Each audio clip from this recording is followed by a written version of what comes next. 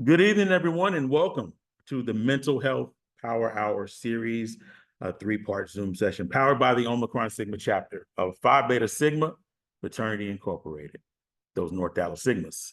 My name is Damon Sales, and I am the Director of Social Action for the Omicron Sigma chapter. I'm thrilled that you guys are here joining us today once again. Shout out to those of you who tuned in for part one and for part two of our three-part series in the last couple of weeks. And we've discussed the basics with mental health, knowledge and signs, as well as treatments and diagnoses. This week, we're going to talk about your well-being and how to improve it while dealing with mental health issues. But before we do that, I want to thank Phi Beta Sigma, the Omicron Sigma chapter, for this space and this opportunity. Give a major shout out to the Social Action Committee and the Communications and Technology Committee for all that they do within the chapter. I also want to thank the staffs from Better You Counseling and Shining Lights Counseling LLC. And additionally, I want to thank the ladies of Zeta Phi Beta Sorority Incorporated for attending tonight. And while it's on my mind, let me also send our deepest thoughts and sincerest prayers to those in and outside of the Dallas-Fort Worth area who were affected by the severe storms on Tuesday, May 28th. I know in my neighborhood alone, there were fences missing, trees uprooted, power was out for extended periods of time, patio furniture was damaged, trash bins found 4 or 5 houses away. I mean, it was all a mess. And I just want to take this time to extend our deepest thoughts to all of those who are dealing with the aftermath of the storms.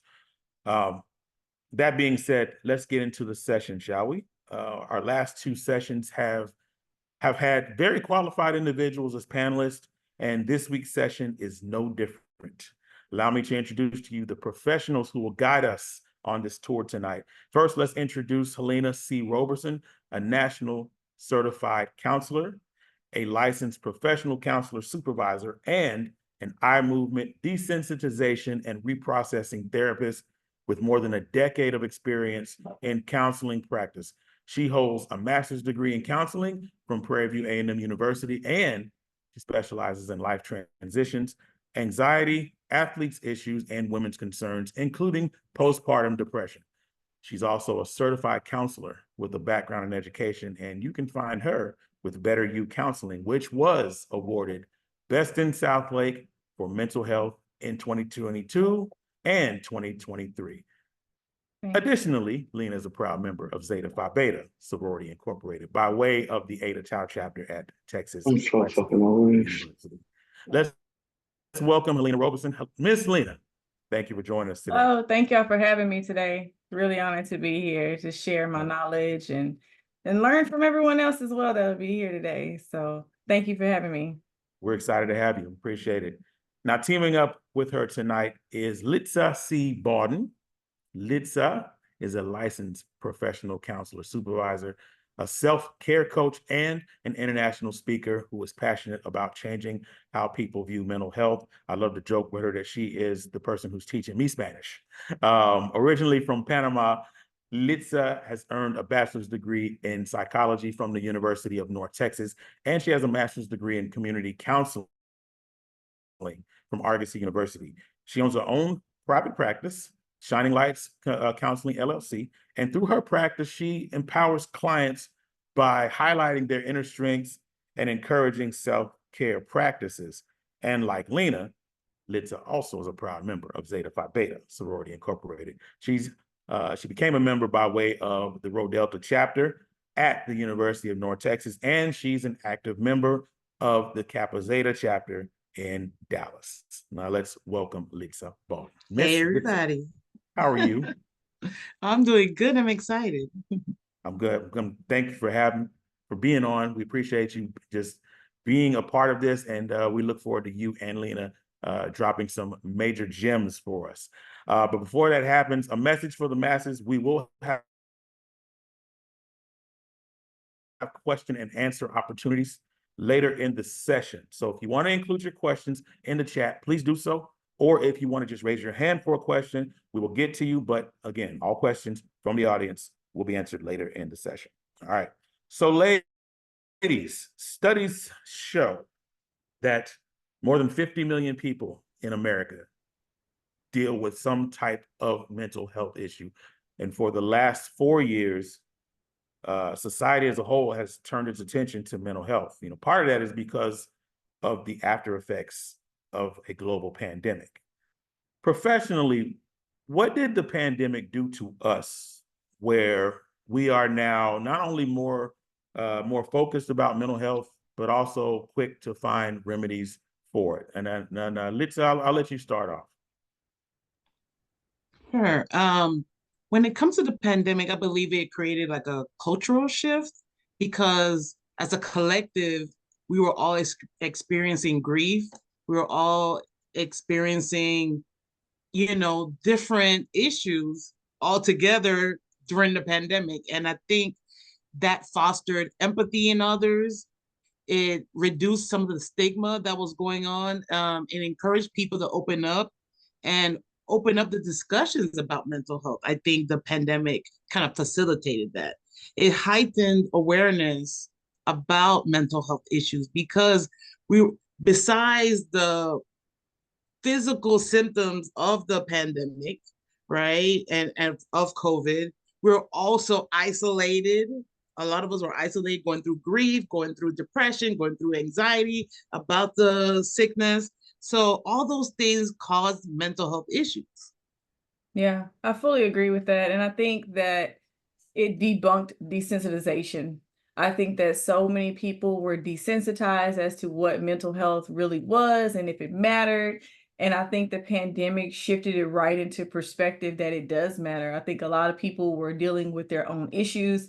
I started working with a lot of clients who were married at that time. Marriages were suffering. People were actually really getting to know one another for once, right? Because people were so used to people leaving and going to work and not spending as much time. And so you had people in environments spending time for generations. People were from mothers to daughters to in-laws were all living together during the pandemic, and it forced people to really socialize.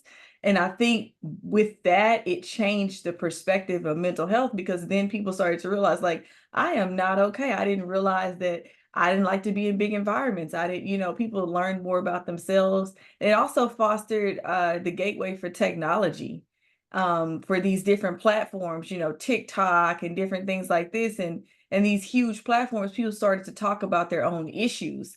And in turn, people were trying to find answers to these issues, which then led clinicians like myself and Litsa to step up and speak about these particular issues that usually are in the shadows.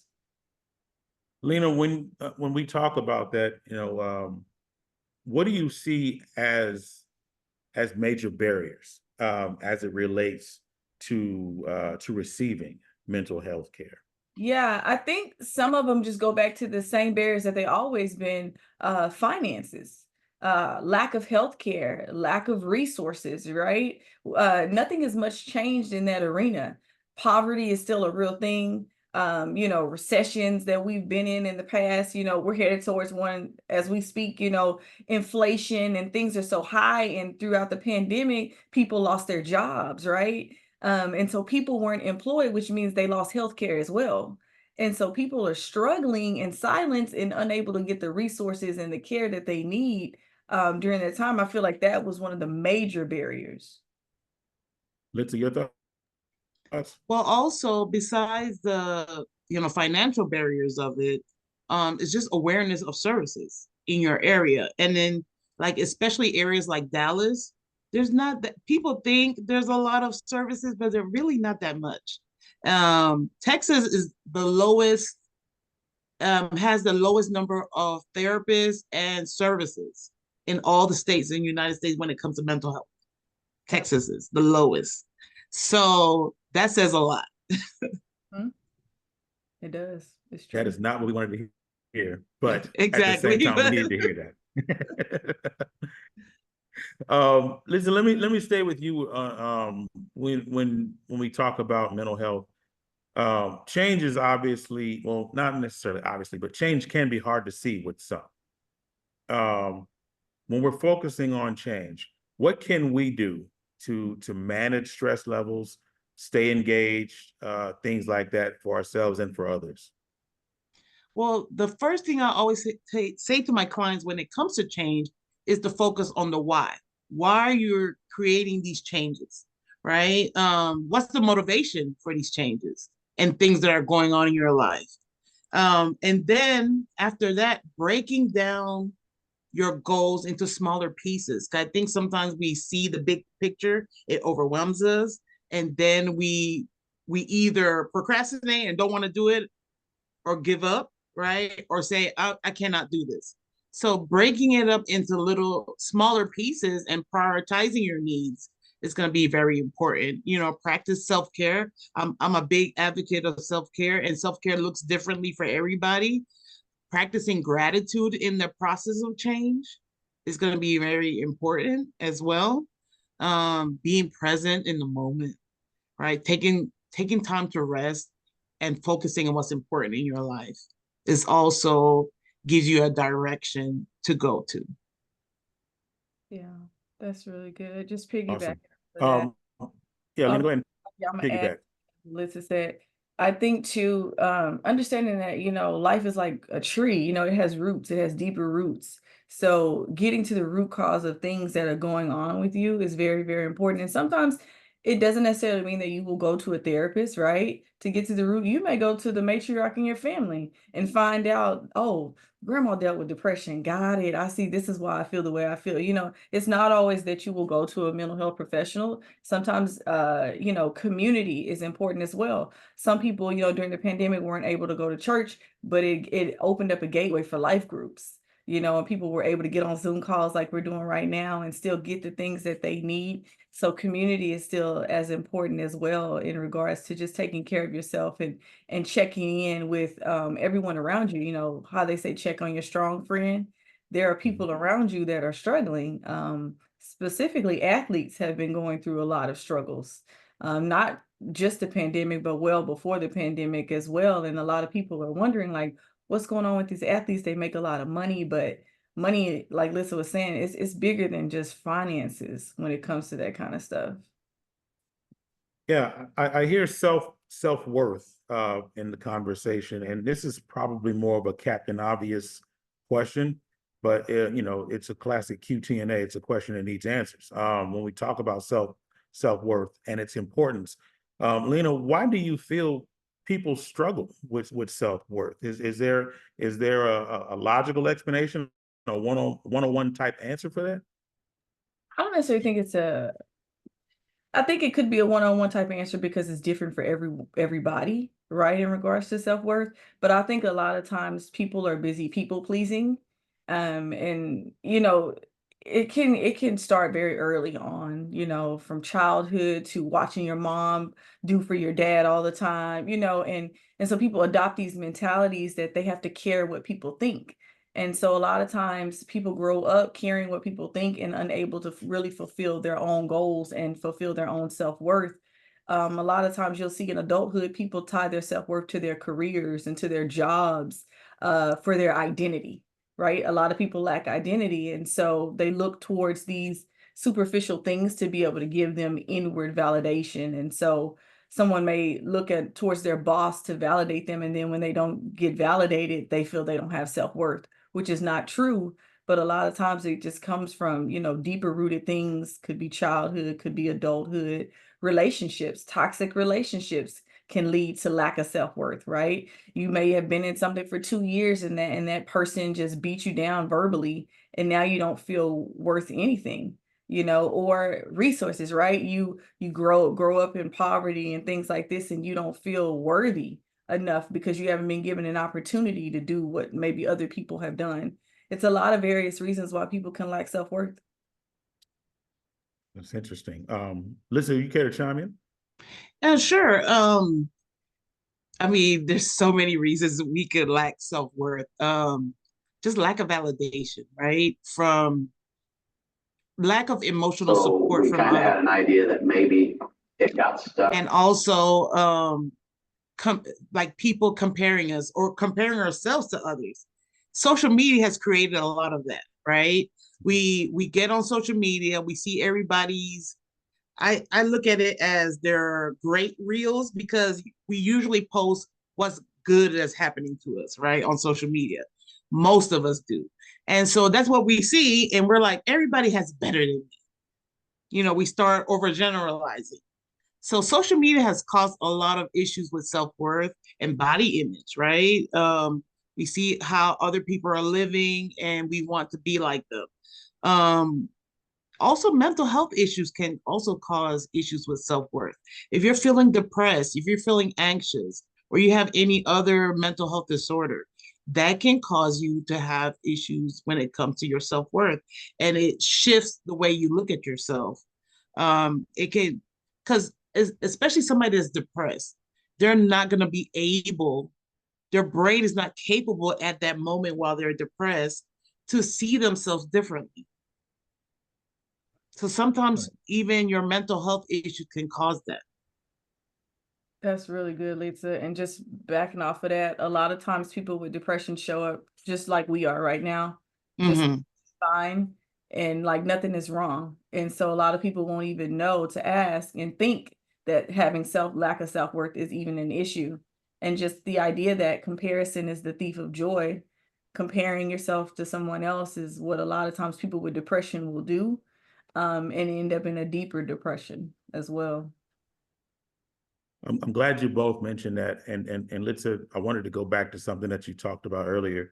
You mentioned culture being a part of this. And when we're talking about culture, well-being seems to be less of a focal point. It seems to take more of a back seat, primarily within the Black and Brown communities.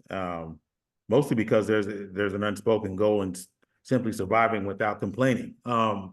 And some may agree, some may disagree, but I'll ask you both, and Lisa, feel free to start. How do cultural factors influence well-being when we're discussing these communities in general? Well, when it comes to the culture, it affects us a lot because, first of all, we have to start off with just the historical and trauma and systemic inequalities that both of these cultures that you mentioned let's just start off there, right? Having the long-standing systemic racism, discrimination, all those barriers against us, that's already, we're just striving to survive day in and day out.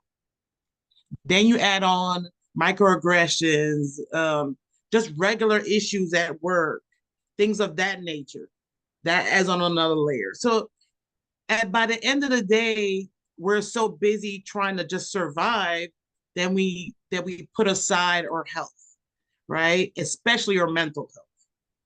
And just now we're getting more educated on how our mental health is connected to our physical health and vice versa. And we're getting more information and we're putting more emphasis on these things. And I think also culturally, the stigma when it comes to mental health is associated as it meant when you go get your mental health check, you're looked at as it's weak or that you don't believe in a higher power. And you could have both, right? I think that's a big misconception in both of those cultures. And also in both of those cultures is looked at what happens in the house stays in the house, right? Do not talk about your business to somebody else. And again, all these things were created as a survival, a method of survival. So I get why our elders and their ancestors used to tell us, hey, what happens in this home stays in this home. We had to do that to survive, but things are different now. And so we have therapists that look like us and understand our language, understand our ways of being. And so I always tell people to find somebody that you resonate with. Regardless of if the therapist is your culture or not, interview them before you pick them as your therapist. Have a consultation with them. See if you vibe with them. See if they understand what you're saying so that you can feel comfortable and you'll be able to find the right therapist for you. I fully agree with that, Lisa. Great point. I'll just add something briefly because she really nailed it. I'll add pride and religion to those two. because when you start talking about, Black and brown, we can even say Asians, right? They are a very prideful culture. Indians are a very prideful culture. And so in these cultures, they're taught, what Lisa was talking about, not being seen as weak, right? Being seen as prestigious, being seen as better than a lot of people. We can even go as far as to say Nigerians, right? They're raised that way to have a very a prideful stance about themselves. And so a lot of times pride can keep us from accessing the mental health that we actually need to get. Reaching out to a professional, you may feel that they're going to judge you, which is not the case. Obviously, we are trained not to do that at all. However, some people have bad experiences. And like Lisa was saying, it's very important to do your research, right? To find a good culturally sensitive therapist. That's why, we as clinicians of color are on platforms called like Therapy for Black Girls, so that people who are the same color and race as us can go and find clinicians that look just like them, so that we can debunk the stigma of culture, right? And so we can throw all of that out and just say, look, I look just like you, I'm trained. But even then, I'm EMDR certified, but I didn't know anything about EMDR coming into this profession. But my counterparts who are not the same race as me, they knew about it. They had a leg up coming in. And so it's like, even in our fields, we still culturally have some setbacks. So like anything, you have to go out, you have to research, and you have to find it and do it for yourself. With the conversation of pride, it often leads to trauma. And that seems to be another word that's taboo to those dealing with mental health issues. When it comes to topics like losing a job, losing a significant other, even losing a family member to death, healing is the number one priority, as we all know. But when it comes to life-changing setbacks, what are some coping mechanisms that can be helpful for those who are dealing with trauma? I think one of the things I always tell my trauma-informed clients who come in is to really sit with what it is that you deem to be trauma. Because sometimes what we deem to be trauma is not actually trauma. Sometimes it could be ADHD. It could show up differently. It could be anxiety. It could show up differently. But if we don't know what we don't know. And so I tell people a lot of times, sit with what it is and figure out what it is that you're trying to deem as trauma. And it could very well be somebody, let's say they were experiencing microaggression on the job. Okay, that can be secondary trauma for sure. For somebody that sits next to you that looks just like you that didn't experience it, just no different than the pandemic when everybody in the world was watching George Floyd. Secondary trauma, right? We all experienced it. We all were going through it. And so the biggest thing to do is always figure out what it is that you're feeling. Pull out those emotions. Are you angry? Are you mad?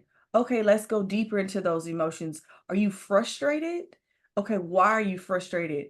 Oh, you experienced something like that as well. So pulling out the emotions and then actually dealing with those emotions, sitting them on the forefront and saying, okay, how do I move about with this particular thing? Okay, I'm mad. Maybe you need to start working out. Working out is a good way to release stress. Maybe you need to start doing kickboxing or, weightlifting. It's a lot of things with the mind and body. There's a book called The Body Keeps the Score. And it's one of my favorite books because it talks about how trauma resonates in the body and how you release trauma from the body. And so a lot of times we need to physically get active to combat something that's actually mental. Lisa?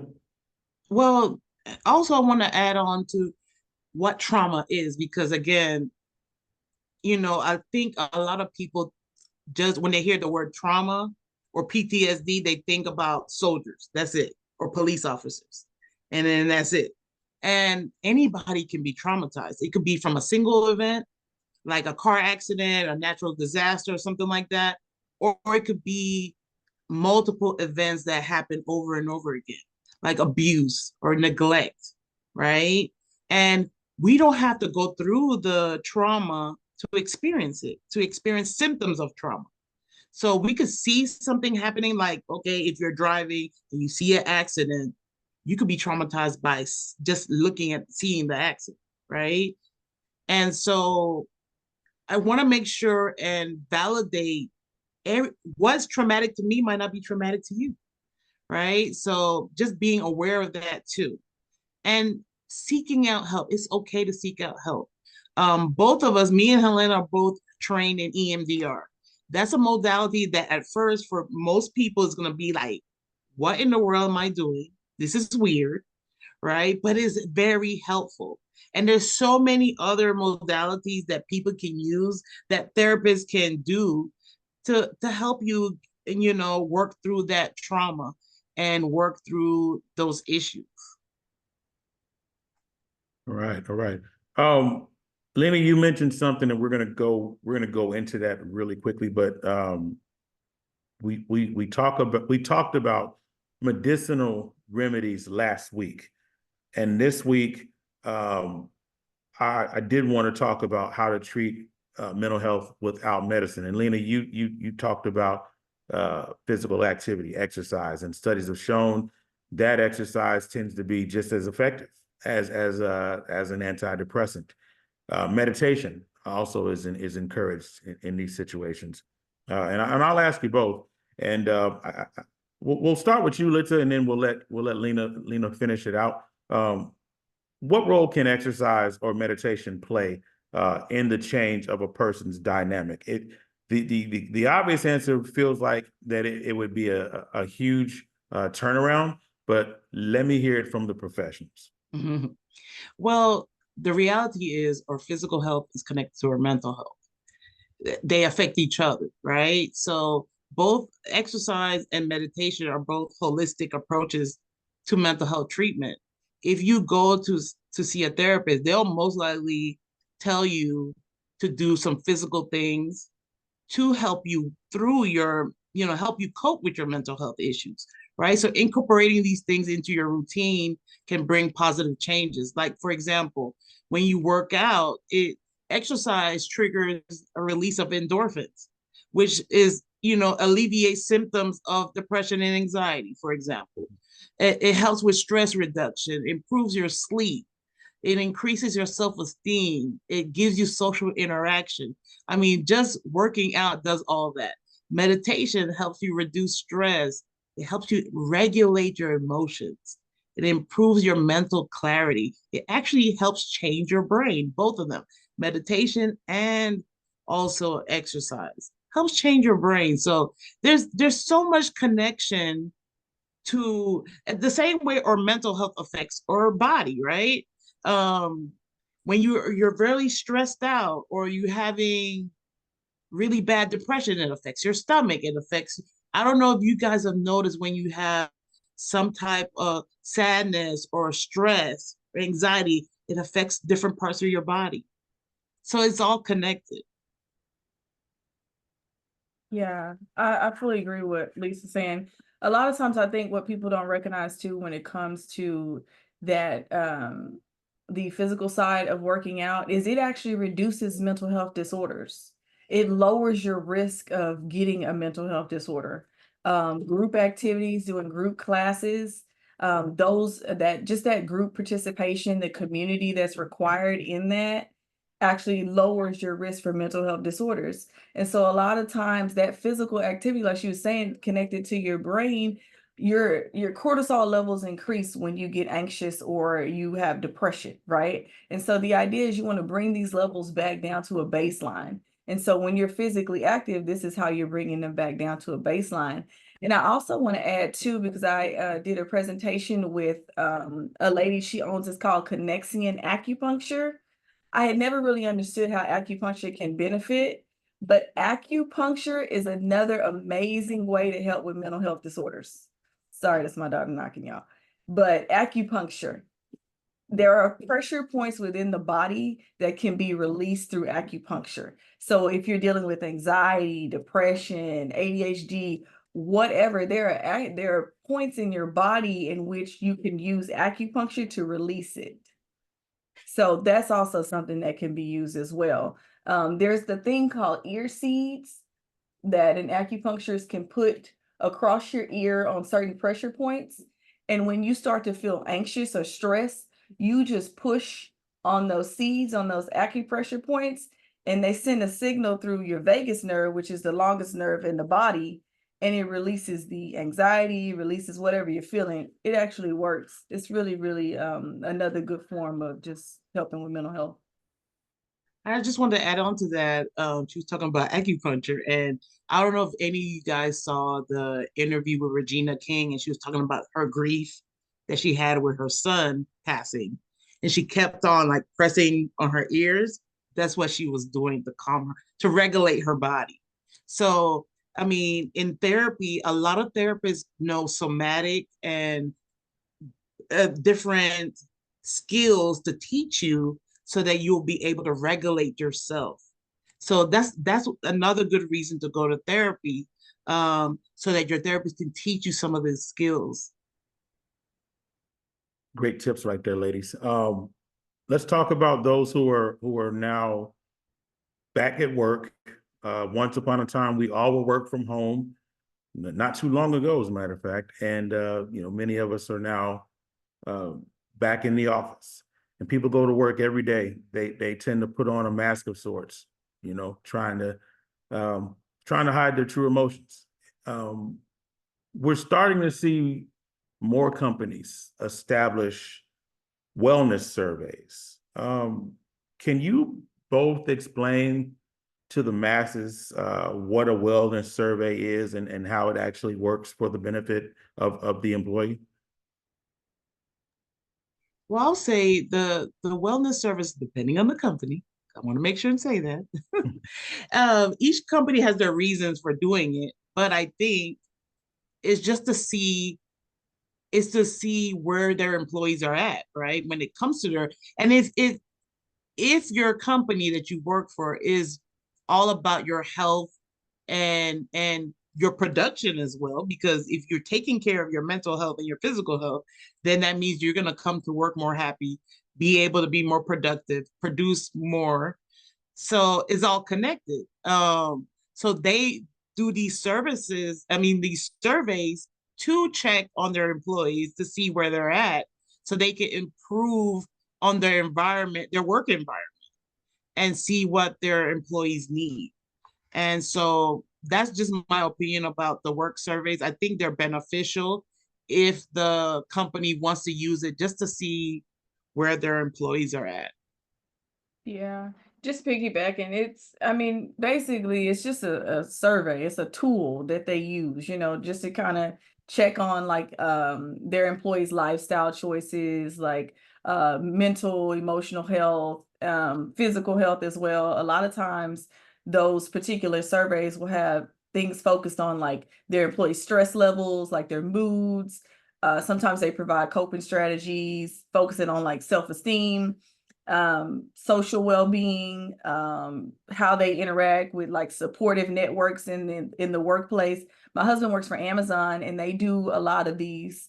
And the manager takes the feedback and typically creates events for the employees to do to actually help release extra pressure. So for a good example, they've now implemented Wellness Fridays. And so basically it just means that they don't take any meetings on Fridays. So they'll take meetings like Monday through Thursday, but on Fridays, they have the ability to just do their work or do like a team outing. So I find them to be very beneficial, the wellness surveys, but I think it would have to be I'm just going to say the bigger companies tend to do better with the wellness surveys because they have more resources to be able to do better with the wellness surveys towards their employees. Okay, all right. A couple of more, and then we'll go into Q&A. A word in counseling that often comes up is mindfulness. And by definition, mindfulness, it involves what's happening in the present moment, pretty much without judgment. As professionals, and Lena, I'll let you answer this one first. Professionally, what can mindfulness do for the improvement of well-being? Well, I think they have different forms, but just the basic form is just a state of awareness, being fully present, being engaged in the present moment is what mindfulness is teaching, usually without judgment or without attachment to your thoughts or your emotions, because that's usually what keeps you in a heightened state when a person is starting to think about their problems and things that are going on. Mindfulness is designed to be used as an escape, essentially, from reality. But the goal is for you to be able to use that whenever you have problems and different things like that. You could put yourself in this particular state. Meditation is used alongside mindfulness a lot of times. I do like in my office, I'll sometimes have my clients lay out on the couch and I'll do progressive muscle relaxation, which is a form of mindfulness. And I'll have them focus on those tense parts within their body. And then I'll have them hold it for so many seconds and then release it. All while focusing on their breathing and just focusing on what it looks like to be present within their body, the present awareness, a non-judgmental environment, and accepting like their environment and compassion towards themselves, because a lot of times people don't give themselves grace. So mindfulness kind of puts them in a state to have compassion for themselves and to cultivate like an attitude of acceptance. I mean, she hit all the points. Mindfulness is very, it helps with stress reduction. It helps you make better decisions. It creates almost a rest in your brain so that it quiets your brain so you could like enhance creativity, enhance productivity also. Because if you're all day going, thinking about the next task, the next thing, and you take a break and start just focusing on what's going on in front of you, it creates rest for your brain, right? So it helps you make better decisions. It increases self-compassion. Mindfulness encourages us to just think more positively and nurture relationships with ourselves, which is the most important relationship we have. So mindfulness is very powerful. Right, good deal. Now, this question was asked in one of our previous sessions, but it is valid in regards to the improvement of well-being.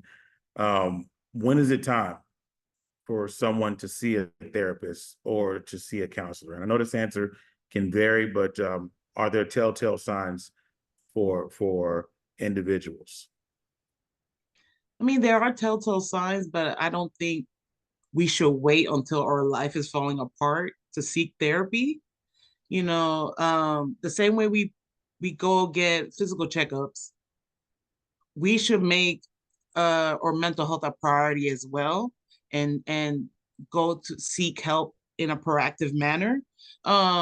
Therapy can be beneficial in any stage of life, whether we're navigating through crises or seeking personal growth, or simply just looking to enhance our well-being or quality of life. So I think it's just important to seek therapy before we having a crisis, right? You already have that rapport with your therapist, you already have that relationship, and you can just get help when you need it. Now, I'll say definitely seek help if you're having persistent symptoms of depression or anxiety, difficult coping with life stressors, grief. If you're having like persistent grief, get the help that you need. Any extreme changes of behavior, negative thought patterns that you're noticing, substance abuse, right? Definitely. If increase in substance use, if you notice loss of interest or pleasure in life, that's definitely a telltale sign. Feeling extremely overwhelmed, or just not letting go all your goals and desires is a telltale sign as well. If you start feeling like, why am I here? What am I getting up every day to go to work? Those questions get support. Yeah, I agree with that. I think, suicidal thoughts are self-harm. If you're having thoughts of harming yourself or other people, that's definitely a sign to seek immediate help. Anything that interferes with your daily functioning, your ability to work or maintain a relationship or engage in daily activities. That's something to be mindful of. Also, like when people withdraw from like social activities, somebody is used to kind of showing up to everything, all of a sudden they're withdrawing, avoiding friends, family, that's a sign. These are also things that you as a friend can look for in the people that you associate with as well. And then just checking in with yourself, loss of appetite, significant weight changes, difficulty concentrating. All of these are things to look for. Yep. Yep. So, and let's name most of them. Yeah. Persistent feelings of like sadness or hopelessness, anything like that. Panic attacks, that's a sign. So there are a lot of signs that you can look for, but really just checking in with yourself and how you're feeling it. And if you don't know, the best thing to do is just reach out to find out if it is something or if it's not. Let's take some questions. We've got a couple in the chat here, and you both spoke about, I think, Litzy, you brought it up first, about Texas and why it ranks so low with mental health resources. The question is, why do you think Texas ranks so low? And what would be your recommendations to those in leadership roles for the state?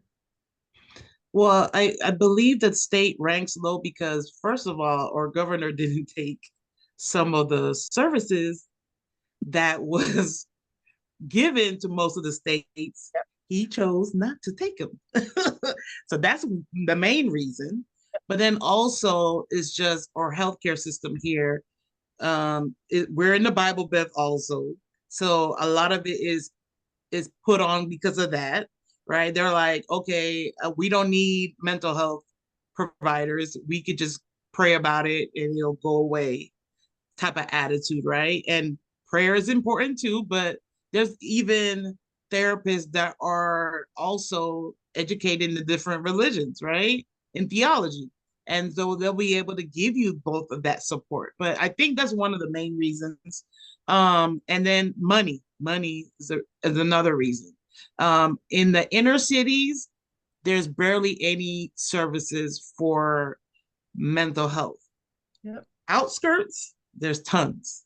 So that's also a disparity of not helping Black and brown people and people of color. That's another reason there is Texas the lowest. Yeah.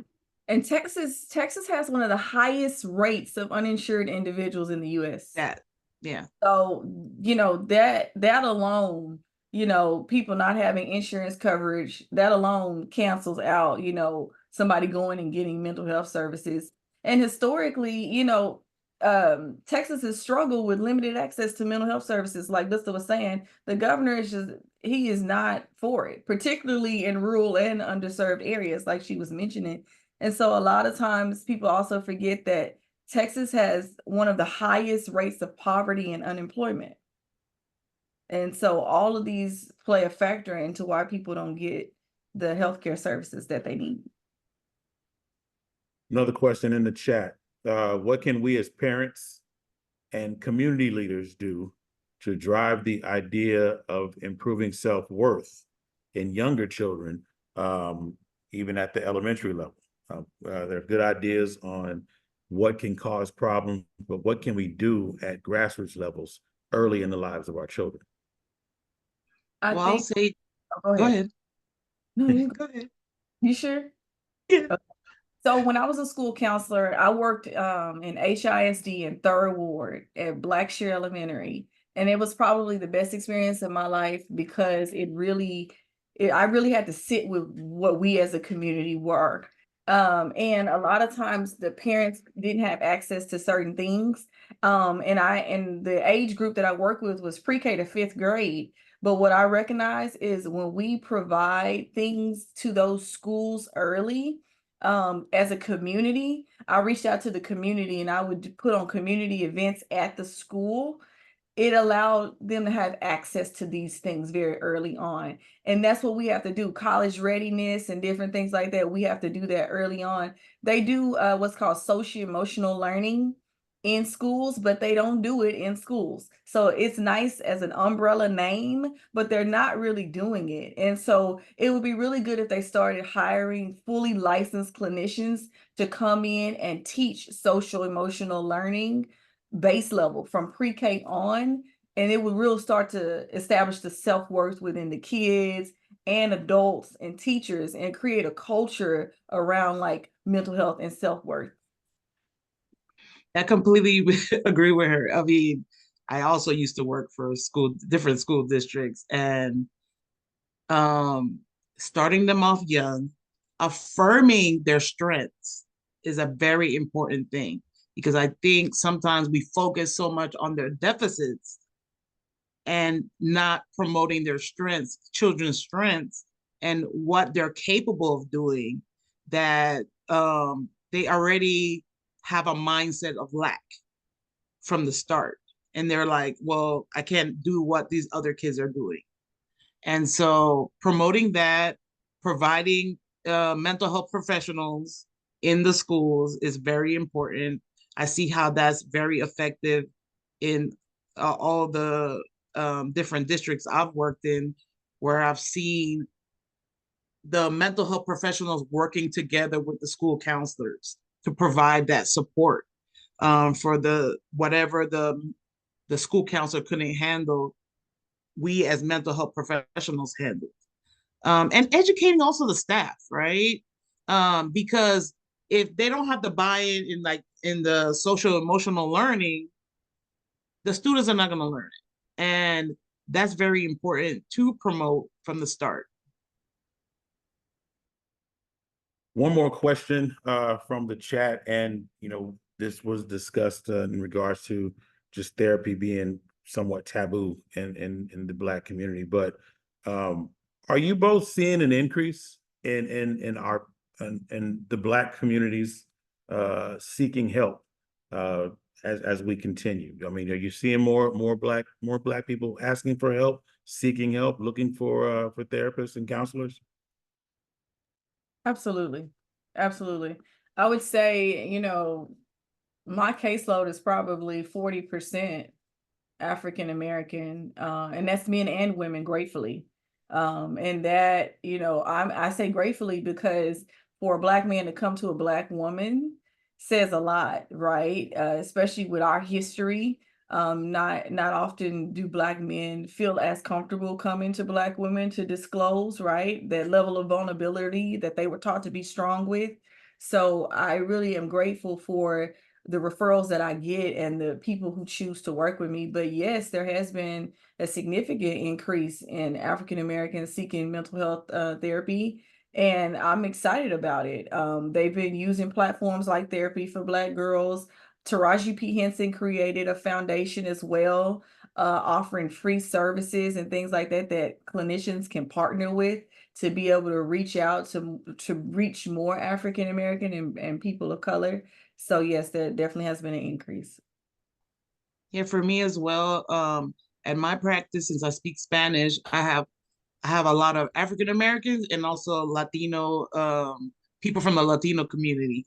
And I see a lot of men. And just like Helena, I'm like very grateful about that. But I've talked to a lot of men, African American men and Hispanic men, and they say that they seek usually women because they feel that they'll be heard or like nurtured in that sense, right?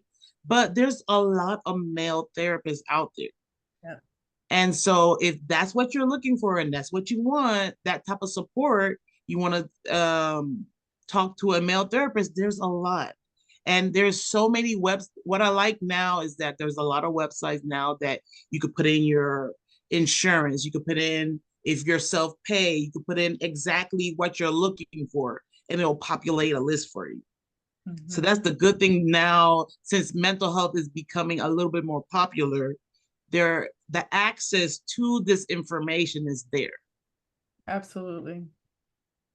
It's awesome, ladies. This has been so informative, and I really appreciate you both just taking time out to chat with us. Before we let you go, let's make sure that we have a good way to contact you. Is the email the best way to go for you? Yeah, you guys could contact me on email or my website, which is shininglightsllc.com. And I'm Shining Lights LLC on all platforms. So yeah, I can get in touch with me that way.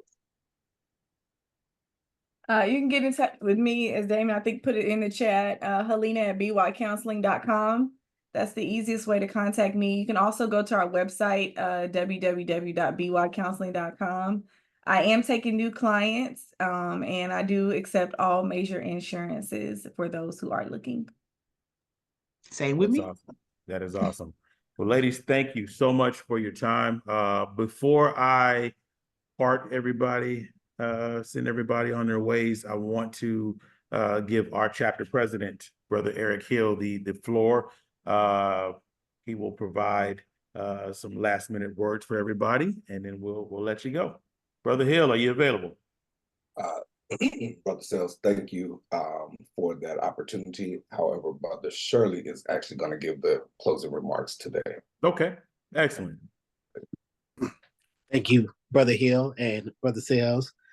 Thank you to our amazing sorors, Litsa and Helena. We had the opportunity to bring them, in addition to another soror, to our chapter retreat last year, and they did an amazing job at really grounding us in the importance of mental health, especially mental health for Black and brown men. I am a brother who has a Black woman as a therapist. Shout out to my Black woman therapist. Amazing, amazing, amazing experience. And so I would implore anyone who has either attended this final session or any of the subsequent sessions or a combination thereof to please invest in your mental health journey. I can say that it has transformed my living experience in so many positive ways and continues to do so. And so I just appreciate the fact that we have this wealth of information, not only within our chapter with Brother Leonard Lathan, but also with our sorors of Zeta Phi Beta Sorority Incorporated to help wrap their arms around us as we traverse through the many obstacles that this society and this world throws at us daily. And so be on the lookout. Everyone, please tell your friends about the rest of our social action programs, about all of our programs that we are having this year as the Progressive Omicron Sigma chapter. And we wish you all a wonderful, wonderful night. And if you were affected by the storms, pray for your safety and hope you got power, and have a good night. Thank you, Brother Shirley. This will conclude our seminar. Again, thank you to Lena Roberson. Thank you to Litsa Baldwin.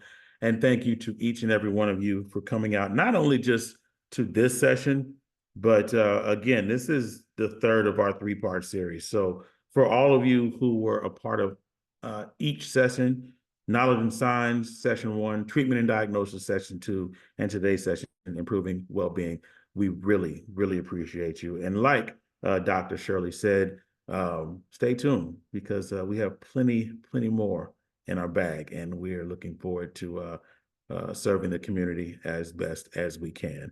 To those who didn't get a chance to see those sessions, we will have all of the replay videos available on our website, OmicronSigma1914.org. I'm going to put that in the chat, OmicronSigma1914.org.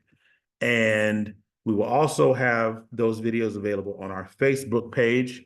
If you're still on Facebook, look up North Dallas Sigmas, and I will have that in our chat as well, North Dallas Sigmas. We appreciate each and every one of you. Thank you for being a part of this. Have a wonderful evening. Good night, everyone. Please stay safe, and we'll see you later. Take care.